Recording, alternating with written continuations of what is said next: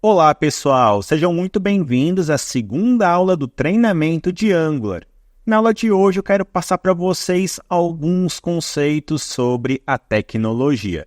Vamos lá então? Primeiramente, o que é o Angular?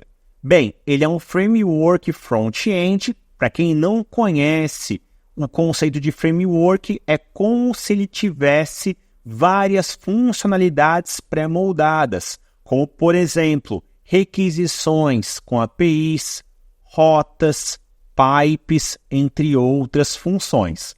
No decorrer do treinamento, a gente vai dando uma olhadinha e vocês vão entender melhor.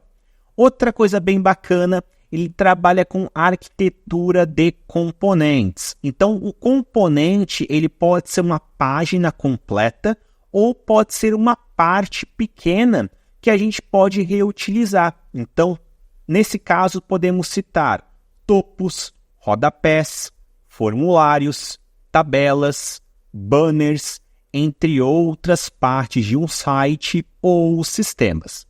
Outra coisa bacana é que o Angular trabalha com o padrão SPA, Single Page Application. Quando a gente acessa um site ou um sistema em Angular, a gente carrega todas as páginas internas. Então, quando a gente clicar num link, de maneira automática será carregada toda a estrutura daquela página. Então, nós temos muita velocidade.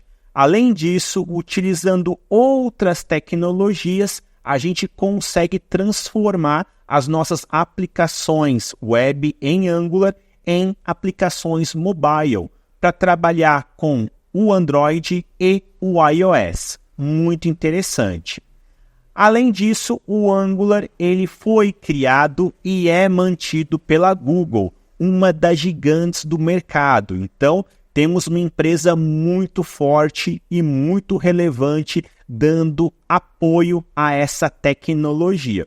E outra coisa bacana é que não há custos. Então, a gente não precisa efetuar nenhum investimento para poder ter acesso a essa ferramenta incrível. Vamos falar um pouquinho do histórico do Angular. Ele foi criado em 2010 pelo Michael Havery. Então, é esse carinha que está aparecendo aí para vocês. Ele veio com a ideia de substituir uma tecnologia da Google chamada GWT, tá bom? Antigamente, quando ele foi lançado, o nome era AngularJS e não Angular. Ralph, qual a diferença? Quando o Michael criou, as tecnologias utilizadas eram HTML, CSS e JavaScript. Já em 2016, houve a remoção do termo JS e foi deixado apenas Angular. E neste ano, nós trabalhamos então com as tecnologias HTML, CSS e TypeScript. Importante que o TypeScript não é uma nova linguagem, a gente costuma dizer que é um superset.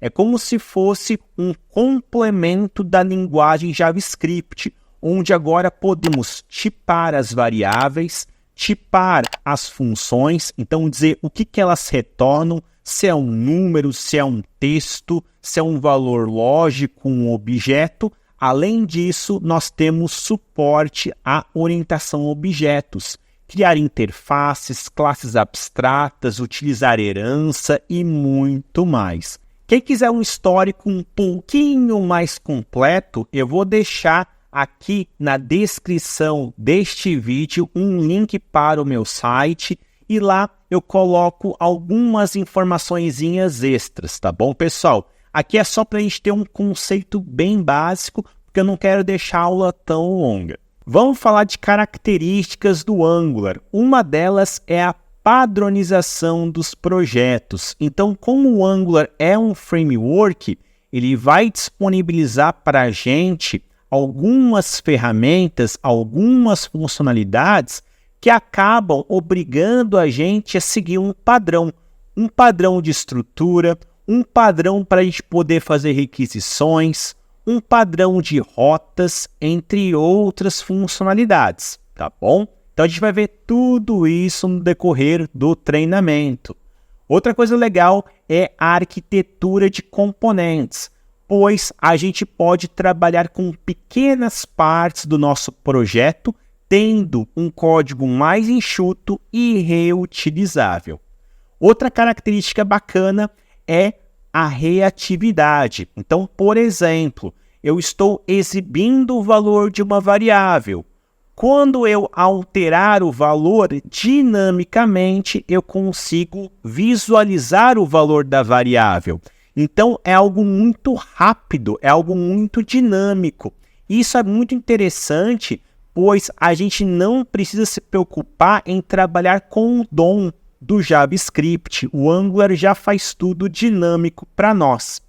Outra coisa legal é o trabalho em equipe. O Angular para projetos de grande porte, onde tenhamos aí muitas funcionalidades ou a gente trabalhe numa equipe muito grande, como ele é bem padronizado, ele fica bem fácil da gente poder compreender a estrutura do nosso projeto. Então, bem interessante para projetos de médio e grande porte.